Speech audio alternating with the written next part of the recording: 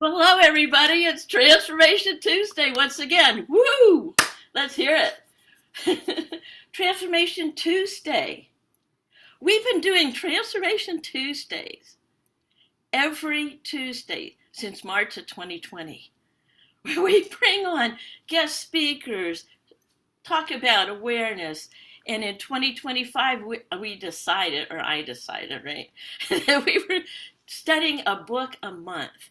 So, Transformation Tuesday, who are we? Who are we that would dedicate our lives to transformation? And why? So, this is a branch of paradigm shifters. And paradigm shifters, we are dedicated global community. I forget how many countries now, it doesn't matter. Well, it does matter. It's global community dedicated to shift and uplift the whole planet. Okay, if you would do that with me, go like this: shift, uplift the planet. Are you in? Yeah, you are in. Oh, Lord, you can unmute yourself if you want. I'm in. Are you in? I am so in. You are in. You are in. Okay, so we are beginning our month of May, and it's May 6, 2025, with the study of The Power of Awareness by Neville. Let me see if okay. Okay. Now, this is oh, you got your book, Lauren. Yeah. I love it.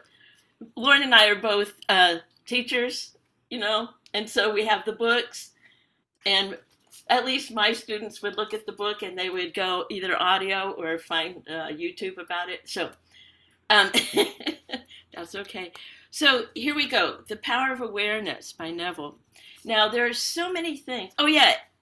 There's so many things, Lauren. I'm going to set you up and then turn it over to you for a little bit of questions. But there's so many things we can talk about just in the first couple pages, right? And I wanted to turn to we're definitely chapter 1 today on the I am. So let me read to you about this book. Okay, take a deep breath in, everybody, because this book is to reveal your infinite power. To your infinite power, against which no earthly force is of the slightest significance. It is to show you who you are, your purpose, and your destiny. Let's take a deep breath in there. Okay. Now, it is to show you who you are, your purpose, and your destiny if you're willing. If, at any given moment and any given day. How's that for starting heavy? So, chapter 1 is I am, and I want to start out with this Bible verse, and then I'll tell you a little bit of story about how I use this I am statements with my students. And I'm a former special ed teacher in resource middle school math. Okay, and we use this I am statement, and they fought it because they had been told what they were, who they are, the failures, over and over and over again. Not unlike myself, but okay. So here we go. So here's the quote. All things, when they are admitted, are made manifest by the light. For everything that is made manifest is light. From Ephesians 5:13.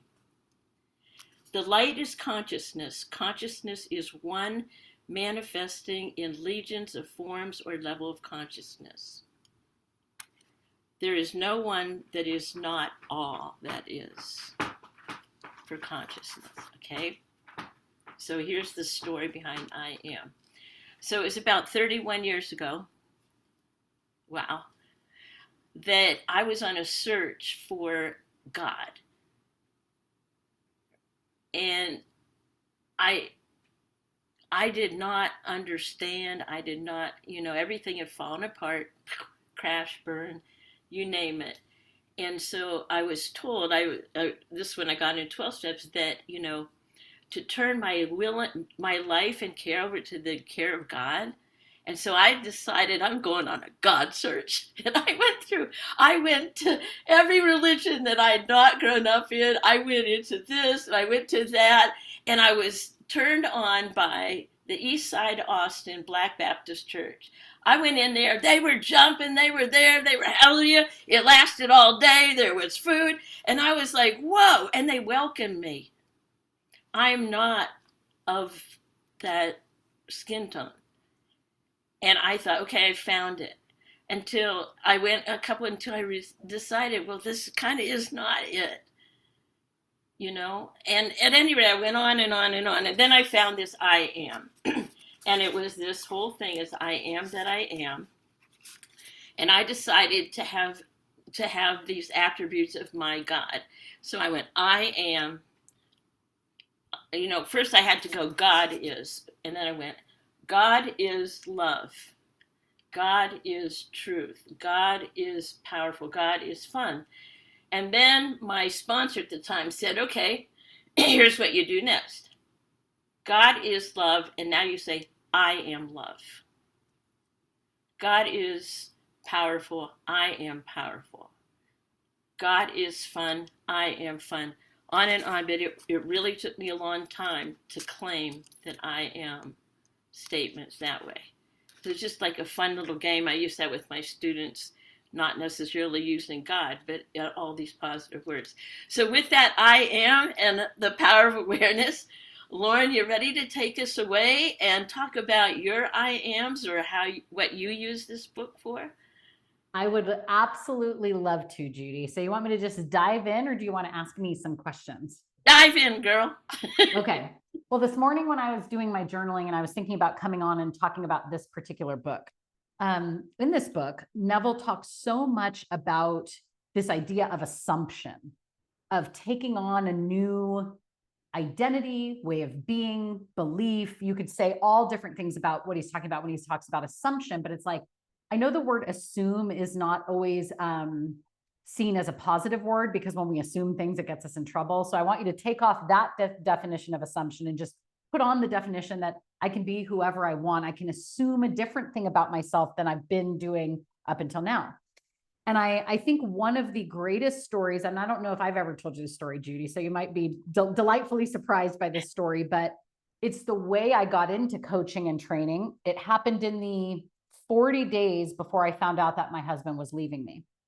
And we know that in the Bible, 40, and actually in many spiritual and ancient texts, is a symbolism for a transformational number of things take time. There's a gestational period in all things in life. And so how this occurred was I was kind of in a struggle mode in my life. Like I knew that I wasn't happy in my marriage, but I didn't verbally share that with anybody, nor did I let myself know it. It's kind of like in the background, but you're like, okay, go away. I don't want to hear that. I don't want to know that. And I was teaching school. I was in a ton of debt. And I was always looking for like a side job to help me get out of this debt. And I found something that I really liked doing, which was, and I still love it to this day, which was talking to people about the power of aromatherapy or essential oils. And so I sold essential oils. And yet I was doing it for like almost 5 years at this point, and I was stuck at $400 paycheck. And while at some level I was proud of that, because as a teacher, I'd figured out a side gig. I was making a couple $100 a month. I was like, there's a part of me that was like, why isn't this working? And like annoyed about it. So I started to, as this is very Neville in terms of the power of assumption. And I was such, our mentor, Mary Morrissey, would say, she would use the word an unconscious competent. Like the things I was doing worked perfectly, but I didn't know I was doing it. So what had happened was a friend had given me this John Azaraf book called The Answer. And I was reading it, and he talked about these I am statements. And he talked about that you can have them for your business. This was a business book, but you've also got to have them for your life. And so I created about 10 affirmations, but there's 6 that I viscerally remember to this day. And it was basically taking the things in my life that, full transparency, just were pissing me off, you know, because that's kind of how my personality works is I get angry first. I've noticed that about myself, and then I get sad, but it's usually angry first. And so like, I've learned to take that as a positive thing. If you look at, I'm getting off topic now, but I think it's relevant. If you look at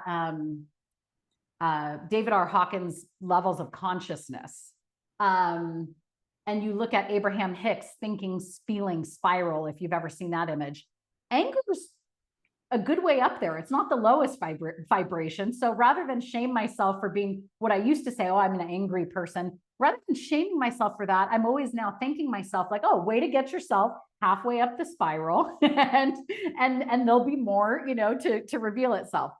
But in this case in my life, I was just angry I wasn't making money faster, or I was, you know, like ruminating on it. So I make these affirmations. I wake up every day with passion and purpose. That was number one, because at that point in my life, I was not waking up every day with passion and purpose. And in fact, even those of us who really like our life, I think can be challenging to just open your eyes and feel that way. So I've actually used that affirmation more frequently. I wake up every day with passion and purpose. I generate $20,000 a month, and I help other people live their dreams. And then, because John Azaraf said, you can't just make these powerful statements about business, you got to embrace every part of your life. I'm like, okay. So I write these affirmations about marriage. My husband and I grow deeper in love every day. We are affectionate with one another. We build dreams together.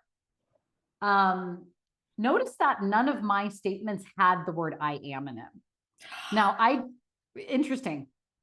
Here's why I think that was actually sort of brilliant at the time. For some of us, when we think of saying, I am confident, I am smart, we've been in a low enough place, and I'll speak for myself, at least I was in terms of a self-esteem place, that your subconscious mind just goes, no, you're not. No, you're not. And you don't even feel expansive with the statement because it's just so far away from all the thoughts that you've been thinking about yourself over the years. So I always like to say that you can trick your subconscious mind with the I am by starting it with things like, I love that I am blank. Because the I love gives you the feeling first, and then you can sneak in the I am without too much objection from your subconscious mind. You can also say, I love that I am becoming more and more fill in the blank, smart, confident, happy. And it's a good way, it's a good stepping stone. So when I look back and I realize like I wasn't saying any I am statements, I actually think it was good for that time in my life, because I don't think I would have felt expansive by saying I am a powerful this or that. I would have been like, that's stupid. Like I wouldn't have been able to embrace that level of statement at that point in my life. But the power of assumption. So the unconscious competent part is I had an hour commute to work. And so the powerful part is that I just said it during my drive to work. I just said those statements over and over and over again. And when you read Neville and when you read some of these other books of this time, they talk about how important it is to constantly be filling your mind with these kind of statements. And I think for most of us, if we review, like, for example, if all of us here just for a moment said, what have I been thinking since I woke up this morning? You would probably find, if you're transparent with yourself, that most of the thoughts are not these imaginative, creative thoughts that Neville talks about throughout this book. Most of the thoughts we think are to-do list thoughts. They might not be negative thoughts. Maybe some of us are still thinking mostly negative thoughts, but for those of us who've been in this work for a while, I would assume that a lot of your thoughts this morning were to-do list thoughts. I'm going here, I'm going there, I'm getting the Zoom link, I'm doing this. And most of us have to cause ourselves to generate these creative statements. So the unconscious competent part for me was I did what I now know is called habit stacking. I already have a habit of getting in my car every single day to drive an hour. And so I chose that as the place to say these affirmations. I did it every single day. Even on weekends, at some point I got in my car to pick up food or go grocery shopping. So it was just a habit. Every time I get in my car, I say these statements. And so I said them for about 10 minutes on the drive to work. You know, I'd repeat them 100 times. And then same thing on my way home from work. And then I would listen to some other positive book or something. At the 38 day, there was things that happened. I'm going to shorten the story though. At the 38-day mark, a friend of mine reached out to me and asked me if I wanted to go to this transformational weekend called Dream Builder Live. And I looked at the website, and I always joke that I looked at it and I was like, okay, this looks corny. That was my thought at this time in my life. This looks really corny, but I can see that it's in relation to these affirmations that I've been saying. So I'm going to go. And then 2 days later, on the 40th day, my husband came home and he said, "You're not my dream girl." And gave me a list of all the qualities a dream girl would have that I didn't have. And then on day 55-ish, I hit my sales goal, and I didn't make $400 that month. I made $2,000 that month. So these two things occur. And I mean, not right in the moment. Of course, I'm distraught. I'm losing my marriage. There's all this stuff going on. But somewhere in the metacognition of the background of my mind, I'm like, knowing that something happened, because two things that I had been saying affirmations about changed in my life. And that is not a coincidence. How can it be that these two things, the only two things I've been saying affirmations about, create this completely different change in my life? And that was that I'm losing this marriage. Now, originally, the untrained mind, which mine was at that time, goes, "Oh, well, see, those affirmations didn't work. Yeah, my husband and I go deeper in love." Sure. But as I let myself go through the process, I realized, oh, that worked perfectly, because this man never loved me. But it wasn't until I upped my vibration and my affirmative statements that he told me. That is a positive result of this affirmation. And then, of course, the making, for 5 years, I've been trying to break $400 a month. Why this month? So I knew that this was not coincidental. Another thing happened at the end of that month. I don't think I've ever told this part of the story. Maybe I have publicly, but in my affirmations, you can see I'm not a school teacher in my affirmations, right? I'm making $20,000 a month. I'm waking up with passion and purpose. I'm helping other people build their dreams. And 2 days before I hit that sales goal, which was a $10,000 sales goal, which gave me a $2,000 paycheck, I was in the office at school, and there was this mom in the office, and she was sort of, I would say, it was strong enough that I felt like she was harassing a child that was not her child. She was picking on this child, saying, "Did you say this about my daughter? Did you blah, blah, blah?" And I came out, because I could overhear this. I think I was in the copy room or something. And I came out and I was like, "Hey, you don't get to talk to another person's child this way. So I'm going to escort you out, you know?" And so she leaves. And then I think I was back kind of toward the copy room, and I'm like, someone asked me what happened. And I was like, "Oh, well, this mom came in and she started talking to this kid. And so I had to ask her to come out." Well, the mom had walked back in the office at this point, and she decided that she was going to punch me in the nose. Oh, great. So she comes running down the aisle, and I think she said something like, "You better not be talking shit about me." And she just lines herself up to just attack me. And thankfully, there was a dad in the office delivering something, and he just jumped in front of her and stopped her. Now, you might be thinking to yourself, what does this have to do with the affirmations? Everything. Well, I'm like, this is so interesting. My husband's left me. I got this mom trying to beat me up. I'm hitting my sales goal. This is a universal message here. Because if I always say, like, the universe will shove you if you don't listen to it. And I didn't want to teach anymore. So it's like, here, I'll just have this mom beat her up to show her that this is not the place she's meant to be. So it was a turn of events where I just had a very strong knowing that this assumption that I had been doing completely changed the course of my life. And it was then that I was like having this even though my life is collapsing, I'm moving into my parents' house, I'm losing my house, I'm like, there's so much going on. There was another part of Lauren, the part that's looking down on all the circumstance, going, "You've really found something here." And since then, I don't think I had the thought right in that moment, but soon after I had the thought, like, I'm going to dedicate my life to teaching this, because I've been trying to do something for 30 years that didn't work, and now it's working. So when I think about the power of awareness, that's the first time, Judy, that I think I cognitively realized the power of awareness. Wow.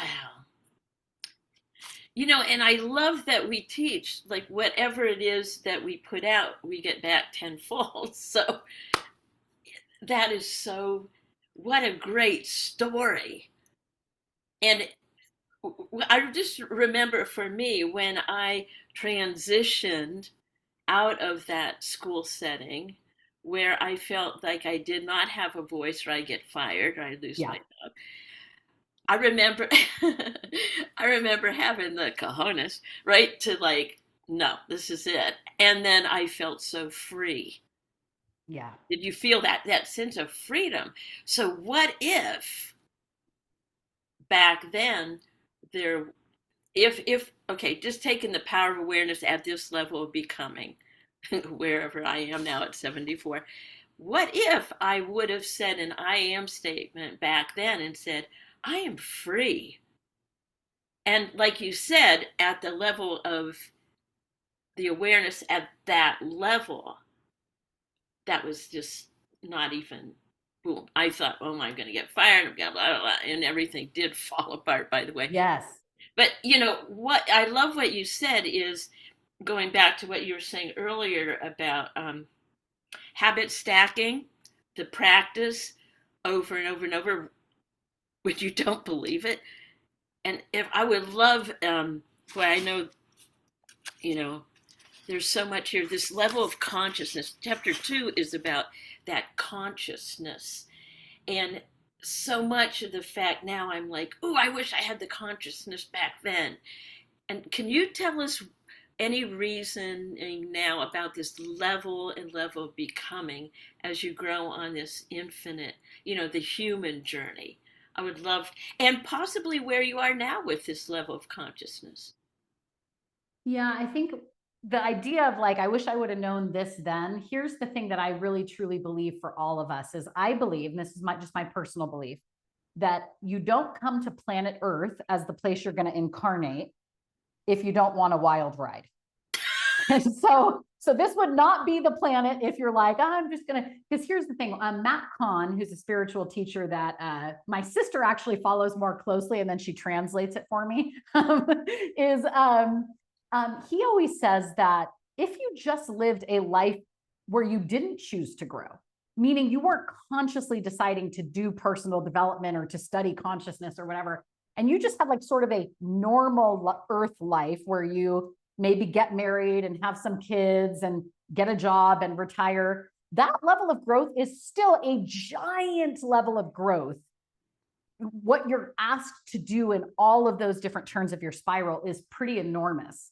So for those of us who actually choose to grow, talk about a freaking, you know, really wild ride. So this idea of if I knew now what I know then, that wasn't the path, because all the ups and downs are building you to what I believe are the only two purposes we would ever incarnate on planet Earth, which is experience more opportunities to turn toward love and experience more opportunities to turn toward growth. And when you're doing that, you're doing it in a universe of contrast. Like I was just saying to Judy before we started recording, there's like 10 different things that are changing in my life right now. If you push against them, you are signing up for a life that is 80% misery. If you accept that there's always going to be shit happening, excuse my French, there's always going to be contrast. And then you start to look for the magic within that contrast. That to me is, that's really, to me, that's really where you using your consciousness in a way that serves your life begins, is when you're in the middle of contrast and you're like, look at the magic that's happening here. That's to me where it all happens. So I'm skipping ahead here, Judy, but that's great. When Neville talks about in chapter, where are we here? Chapter 5, the truth that sets you free. If you just read the first paragraph, the drama of life is a psychological one in which all the conditions, circumstances, and events of your life are brought to pass by your assumptions. So you can decide anything you want about life or the amount of contrast that you're feeling. I'll tell you a very tender example in my own life where about 2 years ago, where this was really an opportunity. I had my first vision that I wanted to have children in October of 2019. I actually wasn't sure if I ever want to have kids. I'd been a teacher. I'd had some challenges in my own childhood. I was like, I don't even know if I want to have kids. But I got a very strong message and download in October of 2019 that I did in fact want to have kids. And I had to undo a lot of paradigms and beliefs and assumptions I had made around that. And then come the end of 2022, I guess it was, I decided, Cameron and I, my husband and I decided that we were going to start thinking about this. And then I got pregnant in early 2023. And then one morning I woke up and I was bleeding. And I was like, oh my God. And here's the funny thing, Judy, never did it cross my mind, the idea of having a miscarriage. Like it wasn't part of my conscious mind that that was even something that could be a possibility for me. So when it was happening, I couldn't even believe that it was happening. It was like shock. And so you might ask, going back to this, now I'm going to get real deep on this. If all the drama of my life is one that's brought to pass by my assumptions, why am I having a miscarriage? Okay, so this is where people get real tough on this power of awareness stuff, because it's like, why, if everything is I'm assuming, why would I manifest something that I either haven't been thinking about or don't want? Okay, so there's levels of, so now I'm getting like super, I'm getting super in the weeds here, Judy. There's levels of consciousness. There's your conscious mind. There's, of course, your subconscious mind. There's the superconscious, which is your connection to everything that is. And then I believe there's also these soul level decisions that we're making. And yes, in the physical, the only thing we can control is what our mind is thinking in the moment. But I'm going to tell you the whole story of this, Judy, just so you can see if someone who believes in this is having a deep, devastating challenge, how do you still continue to hold this even when it doesn't make sense to you? So that morning, I realize I'm bleeding. We go to the hospital. I'm just so distraught. And in the physical body, when you lose a baby before it's born, your hormones are speeding up, speeding up, speeding up. And then it's like taking a race car going 200 miles an hour at NASCAR and just slamming the brakes. So between your spiritual, emotional state and just what your body's doing, I don't think I can describe what it feels like to lose a baby to anybody who that's not occurred to. But that day, there's the part of Lauren that's like, this is terrible. But then there's also the part of Lauren that's been studying this for many, many years. And so I said to Cameron after we knew that we had lost this child, and it's pain, it's both, you're bleeding and then it's also painful. This is a total first world problem, but our house cleaners were at our house. And I didn't want to go home and not have a place where I could just be by myself. So I said to my husband, Cameron, could we drive to Yellowstone? Because we live near Yellowstone National Park. So we're sitting in the car, just present with each other.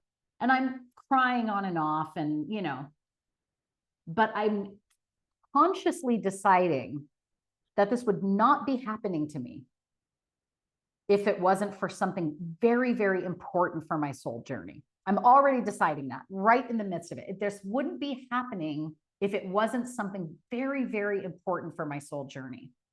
And within every, this is Napoleon Hill now, within every heartache, failure, adversity is a seed of equal or greater benefit.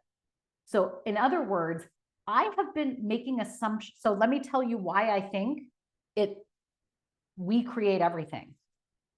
I had a vision for this child, a vision for this pregnancy.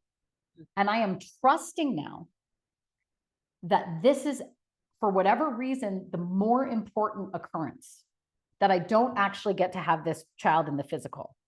I might not understand it in that moment, but I'm knowing that whatever I was visioning for, this is the answer for it. Just like when my husband came home and he said, "You're not my dream girl." That was important for my vision. So we're driving to Yellowstone. I make this decision that this is important. This has to be important for my soul journey. Cameron's soul journey, everybody that I encounter, it has to have some meaning to it or it wouldn't be happening. And then, Judy, I kid you not, my spiritual favorite creature is a bluebird. We are maybe 10 miles from the gate of Yellowstone, and there's a mile marker, like a fence post. Oh no, the first bluebird, okay, no, because that was the second bluebird. The first bluebird flies right in front of the windshield of my car. And Cameron says, "Did you see that?" I'm like, "Yes, I saw that," because he knows that the bluebird is my spiritual symbol. And then here's the, like, you would say you're making this up. Every mile marker for 4 markers, there's a bluebird sitting on the mile marker. Every mile marker, 4 in a row. And I knew, all right, it's going to be okay. It might suck. I might hate it, but I know that the truth is what I have been holding a vision. I have been making an assumption about my life, and this is the perfect and right thing that has to happen for that. Maybe 4 or 5 days later, I'm driving down the street. I think I went to McDonald's and I was driving back, comfort, and I'm driving back and a song comes on the radio, Vanessa Carlton, 1,000 Miles. And for whatever reason, it's just a song that I know and I'm familiar with. I start crying, and I hear a voice. And the voice says to me, "Mom, you needed this." And I'm like, "I know, you're whoever this is, sweet child of mine. I know, I'm with you. I know." And so I share that story, and that story came to me this morning when I was saying, what did I talk to Judy about today? To share that it's easy to think that your assumption is not working if it doesn't go the way you want. But there's a much bigger divinity at play than what our human mind thinks is right or wrong. And I thank God every single day for the experience of that baby, because I don't think I've ever for a second been with my son now, he's 9 months old, Wyatt, without feeling like this is precious. Every minute, every time he wakes up, I'm like, thank you, God, he woke up today. And I don't think had I had the experience of losing the first baby, that I would have made some of the decisions I've made recently and created this feeling of preciousness, even when I'm tired, even when he wakes up at 5 a.m. and I'm like, "Can you please sleep?" He woke up at 5 this morning, and I heard him stirring, and I didn't know if he was fully waking up or if he was just kind of turning over. But I said, rather than in my mind saying, "Oh, I wish he would just sleep a little longer," I said, "God, please help me feel grateful that he's waking up at 5 a.m. and I thank the loss for that. And I thank that first baby for being like, "Mom, you have to have this first. You got to have this experience first." So I'll pause there, Judy, in case there's anything that you Oh my God. want to say, but There's a lot. What a beautiful, beautiful story. Thank you so much. And what was coming to my mind as you were, you know, leaving the hospital and knowing that Yellowstone was the place, the aloneness, and and that you stop for McDonald's. Happy Meals are my go-tos. Yeah, they're just so comforting. They're just so comforting. They always have been. They always will be. It's I was born in the 50s, and I remember the very first McDonald's, and so like the Happy Meals, when I'm feeling that, I get a Happy Meal and the toy inside. Yeah. Yes, exactly. And the other thing I wanted to point out that's absolutely beautiful. Maybe you don't realize it, and I'm just going to bring this to your awareness. The picture that you posted was you, Cameron, and Wyatt in Yellowstone this weekend. Yes. And what a full circle moment. And that is pretty magical. And that just what an awareness of, oh, it's this divine order. Oh, it's when my impatience wants to come, or like, there's once again, thank you. There's a seed of good. And yeah, it's just treating it like everything. If you just can learn to treat everything as the perfect and right order. Like if I knew this was actually putting me in right in the center of my vision, how would I treat it? And then like you just, how can you not be like, okay, now that's saying it doesn't suck. I mean, at one point during the weeks following losing that baby, I looked at Cameron and I said, am I ever going to be happy again? So it's not like you have this spiritual knowing and then your human feelings and emotions just get canceled out. It's like a beautiful mixture of all, embracing the part that you came to planet Earth to experience the human parts of it. But you're not just saying that it's going to, there's the human part of me saying, I'm never going to be happy again. And then I remember that morning I was talking on the phone to one of my friends and she's like, what are you doing to make yourself feel better? And I'm like, I'm reading Emerson, like there's going to be all these different messy parts of yourself. But so it doesn't mean, I want to be very clear. It doesn't mean that we see the bluebirds and we feel these things and we hear the voices and we still don't have our human messiness. Like, of course you do. But what I love about it, it's mess and magic. And you just let that be. There's magic in the mess. So yes. Here's what I wanted to do now. Thank you. Wow, what an explosion of aha moments. But here's what one of the things that I know you do this on your podcast, and I something, but here's what I've come to ask the guest speakers in the last month. So you're driving down the road and there's a billboard, and I do know that in Cody, Wyoming, there was a billboard with your picture on it. So let's drive down the road in anywhere, and it's 2025 or 26, 27, 28 and beyond, and there's your picture on the billboard, and with a message for everyone driving by.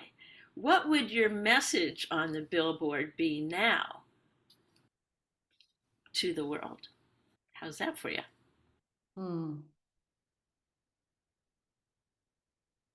That is a tough one, Judy, because there's many, many different things I could say, but I think